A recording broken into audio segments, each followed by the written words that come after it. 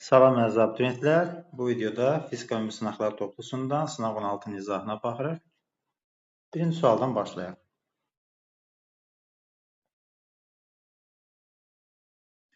Q1 yükünün A nöqtədə yaratdığı sahənin tensivliyinin modulu Y olarsa, B nöqtəsində Q2 yükünün yaratdığı sahənin tensivliyinin modulunu hesablayın. Deməli, Q1 yükünün modulu 2Q, Q2 4Q. Məsafə 2. Deməli, Y1 bərabərdir K 2Q bölək 4R kvadratı bərabərdir Y. Yəni 2-lər ixtisar getsə, belə deyək, K Q bölək 2R kvadratı bərabərdir Y1. Y2 bərabərdir K 4Q bölək R kvadratı. Deməli, Q bölək 2R kvadratı Y-dirsə, 4Q bundan 8 dəfə böyükdür. Yəni 8Y deyə bilərik. Cavab B variantı. Bunu tərəf-tərəfə bölüb də müəyyən edə bilərsiniz. Yəni Y1 bölək Y2 bərabərdir. Neçə dəfə böyük bunu tapmaq üçün? KQ bölək 2R kvadratı bölək K 4Q bölək R kvadratı. KQ'lər R kvadratlar ixtisar getsin. 4 qalxır 8 qalır. 8 dəfə deməli, daha doğrusu 8 də 1. Bu da Y2 bərabərdir 8Y1 deməkdir. Cavab 8Y. B variantı. 2. Aşağı düşən lift əvvəlcə sürətlənir, sonra isə tormozlanır. Bu zaman liftdəki adamın çəkisi necə dəyişir? Deməli, lift aşağı təcillə hərəkət. Lift əvvəlcə sürətlənir. Yəni təcil aşağı, J aşağı. Onda P bərabərdir M J minus A. Cismin çəkisi azalır müəyyən qədər. Yəni sürətlənəndə azalır.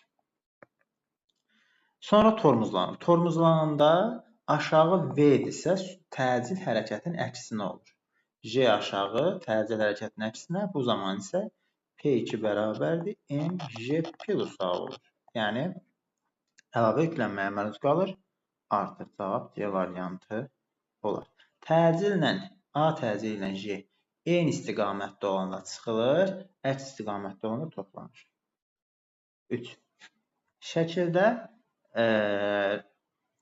reostatdan keçən cəryan şiddətinin cərgədən asılılığı verilmişdir. Bu diaqramın 1 və 2-ci hissələrində müqavimət necə dəyişir?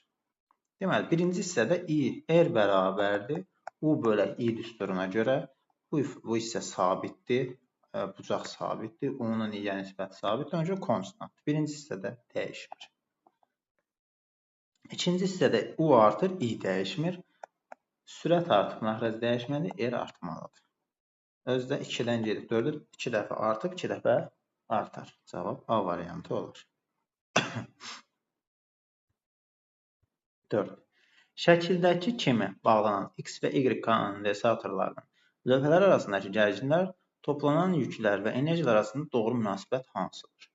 Deməli, ardıcıl birləşmədə burada birincinin tutumu X-i, ikincinin tutumu 3-i. Ardıcıl birləşmədə Q1 bərabərdir Q2-yə. Yəni Qx bərabər Qy-ə. 1. Ardıcıl birləşmədə Q'lər bərabər oluna görə U ilə S tərs mütənasibdir. S1 U1 bərabərdir S2 U2-yə. Buradan S1-in S2-yə, U2-nin U1-ə olur. Onda tərs mütənasib. Deməli, tutumu kiçik olan U-su böyükdür 2. Ardıcıl birləşmə olduğuna görə Q'ləri sabit götürsək, W bərabərdir Q kvadratı belə 2S ilə getmək bizə daha uyğundur. Əslində, SO ilə də gedə bilər, amma bu daha rahatdır. Çünki Q'lərin eyni olduğunu bilirik. S ilə tərsdir. Deməli, W da eynidir.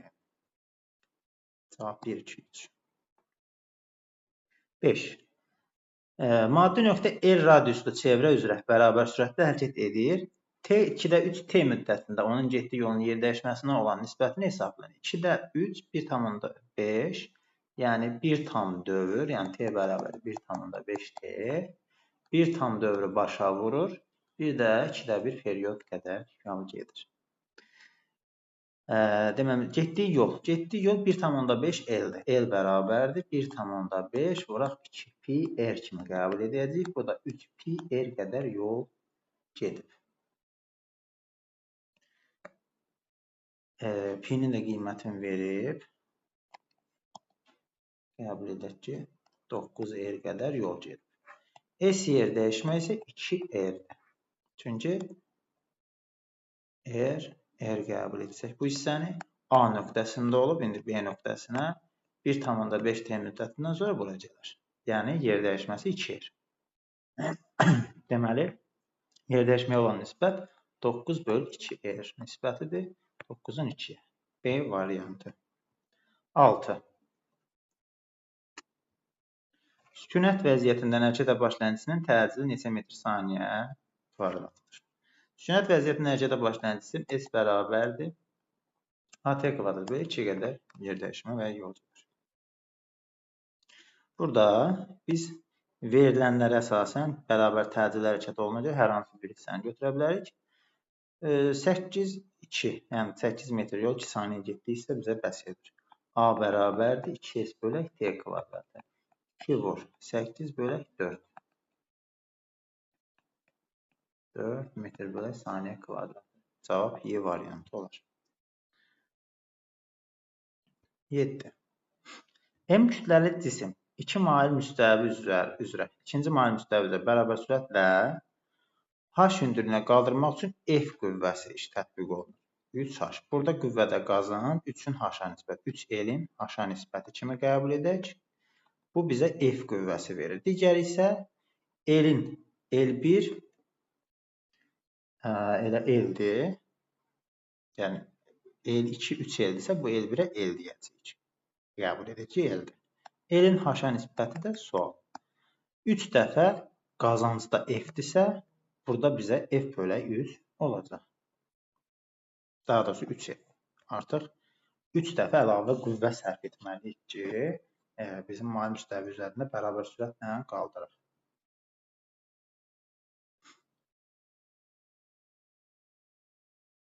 Sual 8.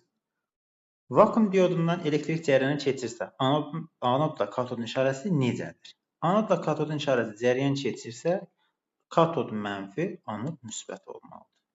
Yəni, cəryan keçir, düzgün qoşulmalı, düz qoşulmalı. D variantı olur. 9.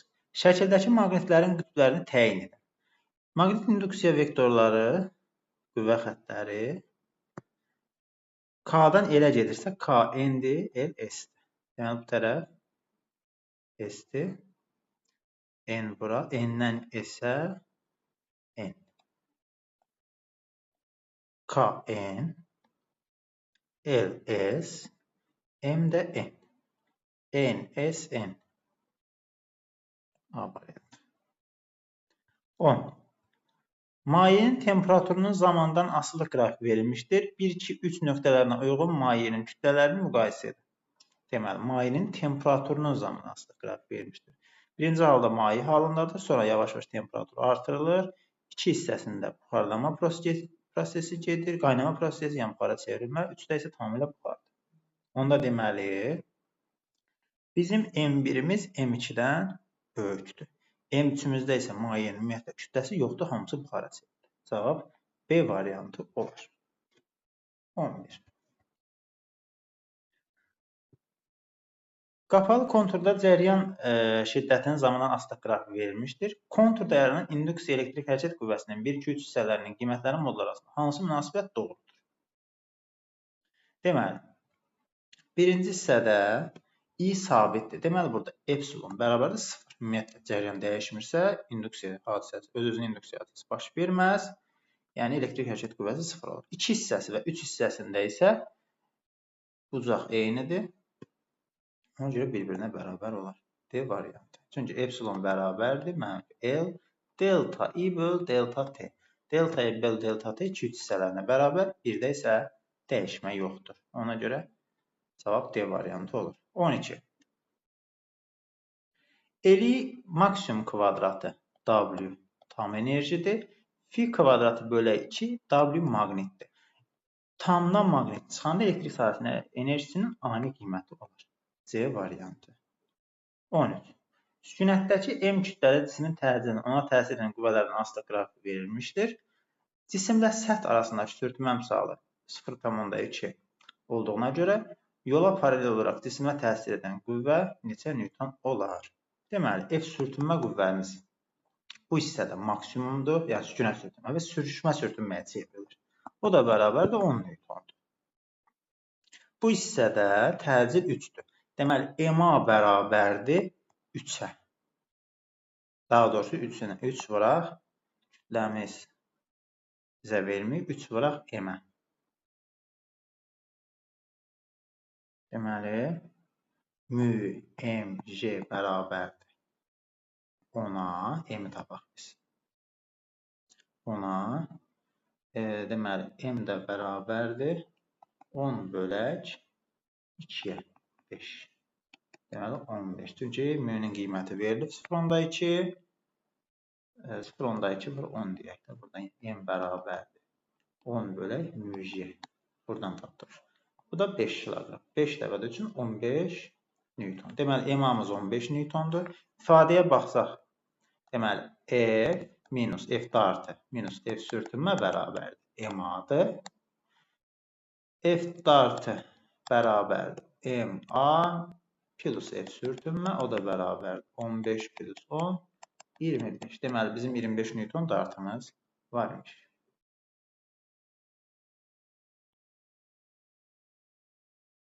Sual 14. İmpuls zaman qrafiki şəkildəki kimi olan 5 kiloqram kütləli cismin təcil zaman qrafiki aşağıdakılardan hansı kimi olar? Deməli, impuls zaman qrafiki bizə verilir. Birinci anda 2 saniyədə 30'a qalxır. Deməli, sürət V bərabərdir. Biz burada sürət müəyyən etməliyik ki, sürət qrafiki də impuls qrafiki kimi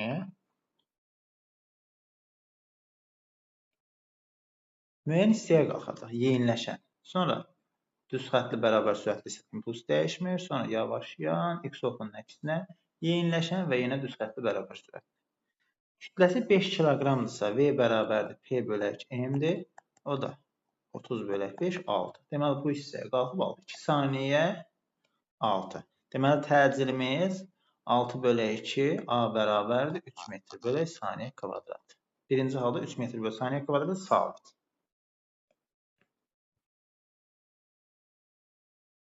İkinci, düz xəttli bərabər sürət, yəni 0, 2-dən 4 zaman, yəni 2-ci saniyədən 4-cü saniyəyə qədər düz xəttli bərabər sürətli. Sonra təzədən yenə 4-cü saniyədən 6-cı saniyə, yenə 2 saniyədə 30-dan 0-a gedib, bu səfər -3'dür. Çünki yavaşlayandır. X oxunun əksinə yenə 2 saniyədə yeyinləşən yenə -3 və düz xəttli bərabər sürətli. Cavabımız A variantı olar. 15. Verilmiş naqilin aktiv müqamətinin dəyişən cəryanı rəqs tezliyinin asılı qrafiki hansıdır? Deməli, dəyişən cəryanda rəqs tezliyinin asılı deyil. Aktiv müqamət rezistorun müqaməti idi. Bu ifadələrdən asılı deyil. 16. Yaylı rəqqasın rəqs tezliyi hansı cihazla ölçülür? Rəqs tezliyi yaylı rəqqasda növ bərabərdir 1 bölək 2 pi kök altında K bölək M. Yəni, burada yaylı rəqqasın sərtliyini bilirsə, kütləni təyin etməklə, yəni tərəzi ilə müəyyən edə bilərik. 17. Radioaktiv parçalanmadan sonra qalan nüvələrin sayının zaman asılı qrafiki verilmişdir. Yarım parçalama periyodunun neçə il olduğunu hesablayın. Deməli, 4 ildə 4 hissə qədər azalıb. Yəni, 10⁵ bərabər. Düsturumuz yazaq. N bərabərdir N0. 2 üstü mənfi T bölək periyod T. 10⁵ yerdə qalandı. 4 vur 10⁵ əvvəlki qiymətdir. Vuraq 2 üstü mənfi 4 bölək T. 10⁵ ixtisar eləsək, yaza bilərik biz burada. 4 aşağı 4-də 1 bərabərdir 2 üstü mənfi 4 bölək T. 4-də 1-i yaza bilərik. 2 üstü mənfi 2 bərabər 2 üstü mənfi 4 bölək T. Deməli 2 bərabərdir. Əmsalar eyni olan görə 4 bölək t. T də bərabərdir 2. Cavab B variantı olur. 18. Mayedə üzən cismin mayeyə batan hissəsinin həcmi 4 metr kubdur. Cismin tam həcmini hesablayın. Deməli, üzən cisimdirsə, rho maye V batan bərabər rho cisim V cisim şəklində yaza bilərik. Burada biz tam həcmini hesablamaq, yəni V cismi soruşur. V cisim bərabərdir rho maye V batan bölə rho cisim. Rho mayemiz 600-dür. Batan hissənin həcmi 4-dür, 4 metr kub. Cisimimiz 400-dür. Deməli, 6 metr kub. Cavab C variantı olur. 19. Sabit temperaturda hava qabarcığı gölün dibindən səthinə qalxarkən həcmi 2 dəfə artarsa, gölün dərinliyini hesablayın. Deməli, burada sabit temperaturda sözünü görürük. Hava qabarcığı gölün dibindən səthinə qalxarkən həcmi genişlənir, içərisindəki təzyiq azalır. Bu da o deməkdir ki, T bərabərdir konstant, yəni izotermik prosesdir. P1 V1 bərabərdir P2 V2 deyəcək. Onda buradan deməli P2 bərabərdir 2P1. Daha V2 bərabərdir 2V1 deyə bilərik ki, həcmi 2 dəfə artıb. Başlanğıc halda P bərabərdir P1. Suyun dibində olanda. P0, yəni atmosfer təzyiqi üstə gəlir rho GH, yəni hidrostatik təzyiq. Gölün dərinliyini hesablamaq. P1-in yerinə bunu yazırıq. P0 plus rho GH. Vuraq. V1 bərabərdir. Səthdə artıq yalnız P0 var. Vuraq.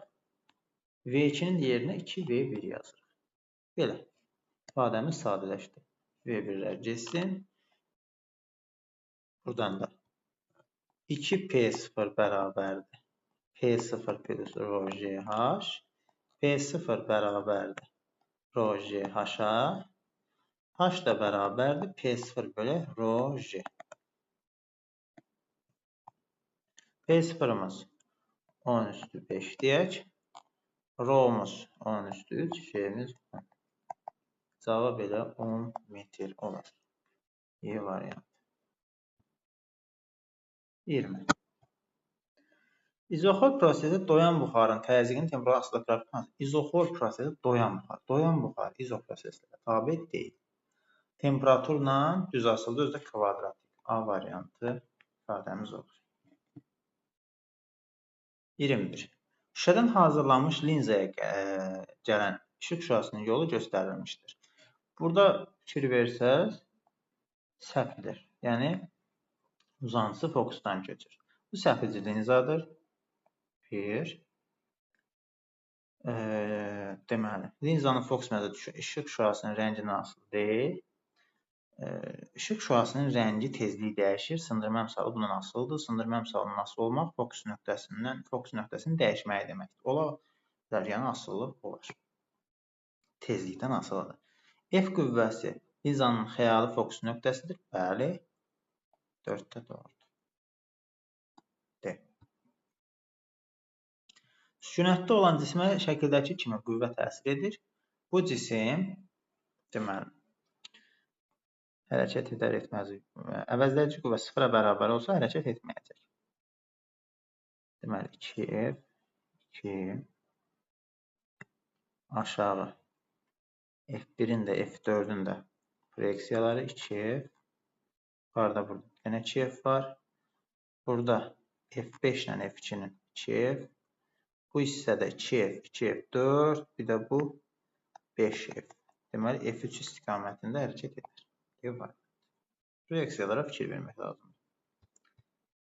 23. İdeal qazın təzyiqinin temperaturuna asılı qrafikinə əsasən qaz hansı keçiddə iş görmür? İş görmürsə, deməli V bərabərdir. Konstant. İzoxor proseslərə baxacaq. İzoxor proseslə 1-3 izoxor qızma, 1,6 izoxor soyma. Belə A variantı. 24. Mərkəzləri arasında məsafə D olan 2 M1 və M2 kütləli cisimlər arasında cazibə qüvvəsi F-dir. Cisimlər arasında məsafənin yarıya qədər azalan cazibə qüvvəsi neçə F olar? Deməli, birinci halda F bərabərdir J M1 M2 bölək D kvadrat. Bu F. İkinci halda F1 F2 bərabər J M1 M2 bölək D bölək 2'nin kvadratı. Bu da 4 dəfə yuxarı qalır. Yəni 4 dəfə artar. J 4 M1 M2 bölək D kvadrat. Bu da 4F olar. Yəni 4 dəfə artar. A var. 25. Verilmiş nöqtəyə çatan 2 koordinat dalğaların rəqs amplitudu 3 amper və 7 amperdir. Yollar fərqi yarımdalğa uzunluğuna 3 misli olarsa, yekun dalğanın rəqs amplitudu neçə amper olar? Deməli, yollar fərqi yarımdalğa uzunluğunun 3 mislinə.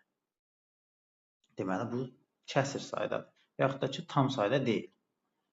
Yarımdalğa uzunluğunu, yəni lambda bölək 2 vuraq 3 lambda da 1,3 deməli 1,5 verir. Yəni yollar fərqi çıxılacaq. Deməli, amplitudlar çıxılacaq. 7 amper, 7A çıxaq 3A.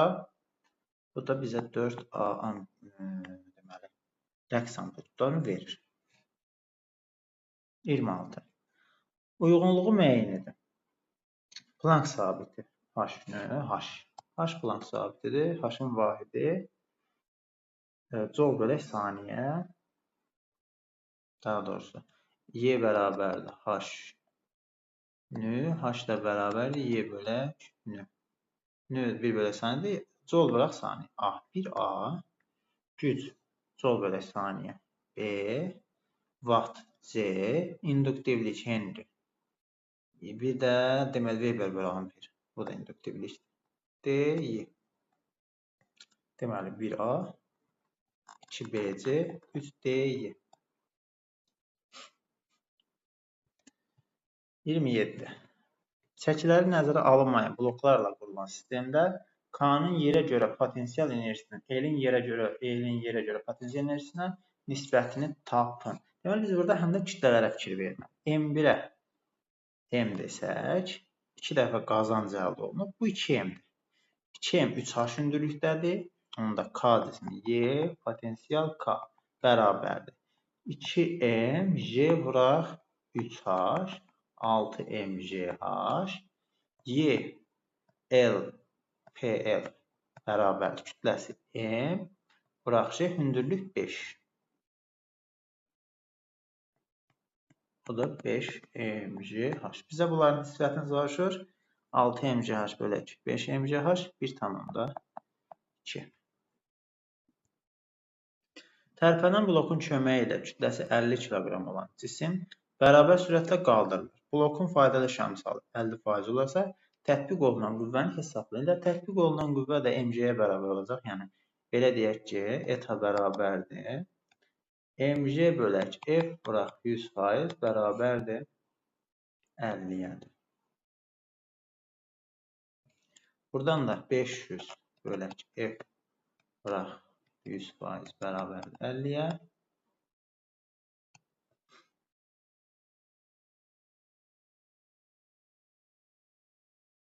Deməli, tərpənən deyir, burada 2F yazaq. F də bərabərdir elə 50, yəni daha doğrusu 500 Newton. Cavab 500 alır. Tərpənən blok olduğuna görə MJ bölək 2F olmalıdır. Dartı qüvvəsi 50 kN olan elektromobil 36 km/saat sürəti ilə hərəkət edir. Elektromobilin mühərrikindəki gərginliyin 2000 volt olduğunu bilərək, ondan keçən cərəyan şiddətini hesablayın. Deməli, N bərabərdir F vuraq V. O da bərabərdir. V sürətimizi bərbaşdan çevirməliyək. 10 metr/saniyə. Deməli, F vur V. Bizdə qüvvəni tapaq. Buradan. F bərabərdir. Bir dəqiqə. Ümumi gücü tapaq. Artıq biz görürəm. Deməli 5 vuraq 10 üstü 3 vuraq. Sürətimiz 10. Bu da bərabərdir 50 kilovat. 50 kilovat bizim gücümüz var.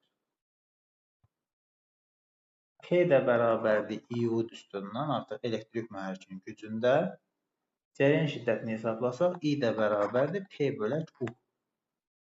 O da bərabərdir 50 vur 10 üstü 3 bölək U-muz da 2000 var. O da bərabərdir 25 amper. Cavabımız 25.